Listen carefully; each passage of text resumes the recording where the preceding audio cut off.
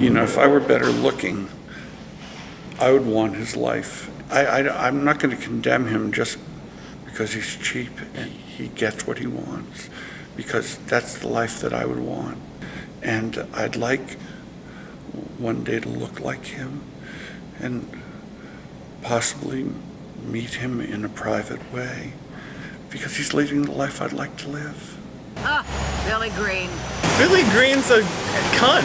Such an asshole. Billy's a bad man. He's a horrible person. Toxic. Unrelenting. Spotlight hugging. No little douchebag twink is going to tell me that I need improv classes. I'm at UCB every week. Talking about Billy makes me feel like I need not just my usual 2 Xanax in the morning, but...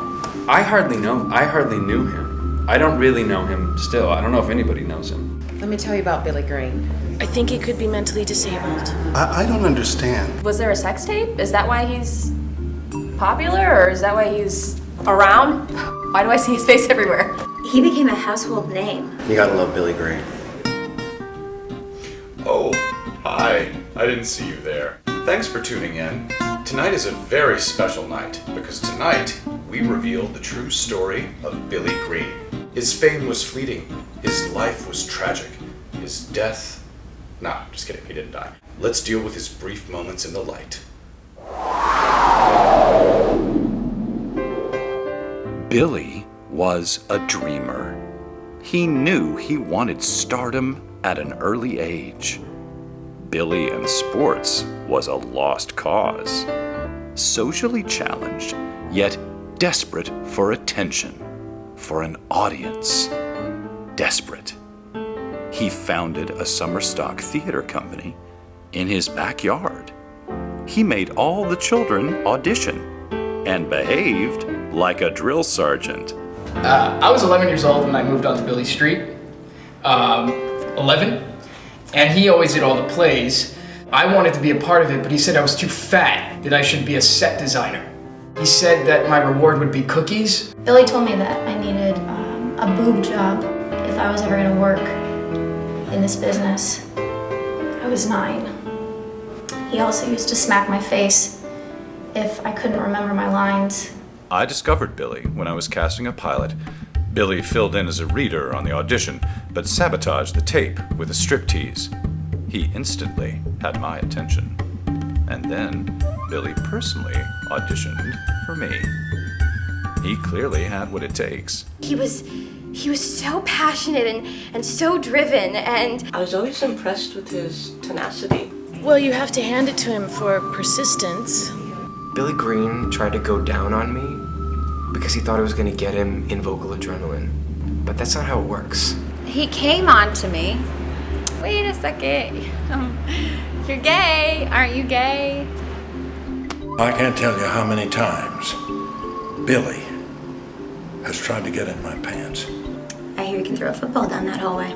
As soon as Billy slept his way into Broadway's inner circles, his true colors came out.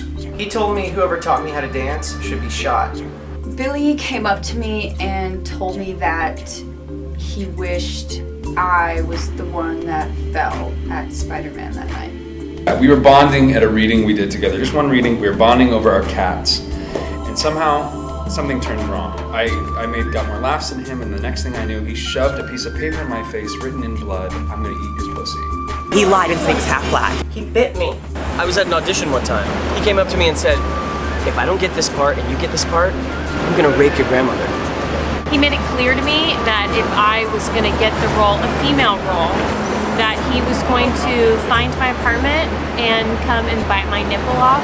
So then I go to the ER because, why? I have one nipple. Thanks, Billy. Okay, I was doing this charity event, and Billy got up right in front of me, right? And he sang Being Alive. After MTV canceled our shows, he called us and told us we deserved it. Billy Green is like a canker sore. He will cut Barbara Cook. Yeah, I don't even get why he has a problem with me, because I'm not even his type. It's not like we're going in for the same parts or something, right? But the shenanigans wouldn't last, as we all know. His pill-popping alcoholic mother came up to visit. Mr. Superstar? The Billy Green? The star? In a moment of chance, an accident of fate, if you will, Billy's mother was discovered before Billy. Billy's mom was a sensation, and Billy couldn't escape it. He had been betrayed, and in an act of revenge and madness, he decided to destroy his mother. He planted some of his mother's favorite prescription pills in her dressing room, and she was unable to perform on the show again. Can I scrape myself up to be high enough to lick the bottom of his rectum? They were desperate for a replacement. Billy stepped up to the plate and gave an epic performance. Took my career. Oh, are we in the same category? Middle-aged woman and young faggot? But me and my fellow judges, Kristen and Patrick, who has touched my private body, saw right through his tricks. He was laughed off the stage and he reached a new low. Billy who? You see? Let's see, what's the new nickname I have for him? Oh yes, Ingrate. I'm the star. Mama's doing fine. Mama's talking smack. Mama's taking pills. Mama's gotta let go. The publicity stunt of the century. Mel Gibson's representation saw Billy as the perfect choice to redeem the movie star's image in the liberal media, which finally gave Billy the fame he'd been waiting for. Fame without substance. Billy made me a lot of money with the Mel Gibson publicity. I was thinking to myself, this is too good to be true. And sure enough, a surveillance tape surfaced of the dirty deed against his mother, ostracizing Billy from the entire industry. He wandered the streets and became destitute, a beggar, homeless and hungry, desolate and alone. It was like if you went around him, you caught his stink. Kinda got blacklisted. The laughing stock. People don't even want to touch him with a stick. I feel so bad for Billy Green. I don't feel bad for him. I feel bad for him, I guess. But it ain't right. He's just lost. My heart goes out to the guy. I would still punch him in the face if I saw him tomorrow. And of course, Billy's agent had to drop him as a client. Oh, please, after the surveillance tape, I dropped them faster than Justin Bieber's balls on his quinceañera. And I wasn't the only one. Mel Gibson people dropped them fast too, like that. I dropped them like a hot pocket. Done. Everybody all over town shunning them. As Billy was about to end it all, he hallucinated once more.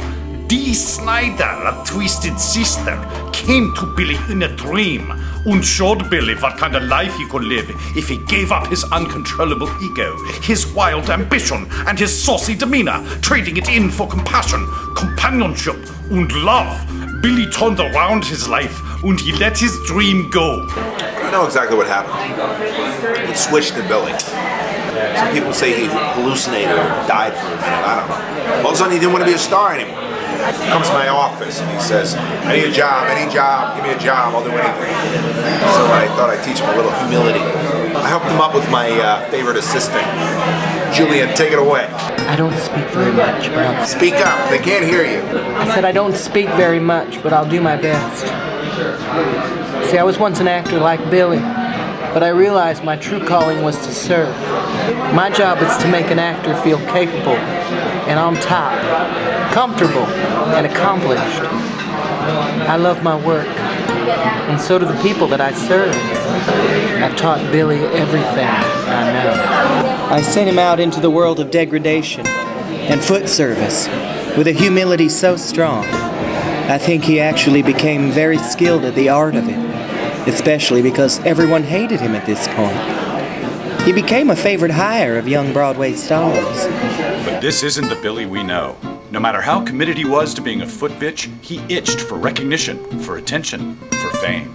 I think he maybe, joined the Republican Party, and then I thought someone told me he, joined the Peace Corps or something. I heard that Billy Green... He was last seen in Times Square in red stockings and black character heels passing out flyers for Chicago. I believe it. And I heard that he had gonorrhea, so... No, syphilis. My friend told me that. I think he's in Mexico somewhere searching for his balls. My mom told me that. I heard that he was campaign manager for Rick Perry. I saw him on the street the other day, and I think he's selling his body on the streets. So, where's Billy now? No one really knows. It's the stuff of legend. One thing I do know, Billy lives inside of all of us. Heck, maybe some of us live inside of him. I know I have.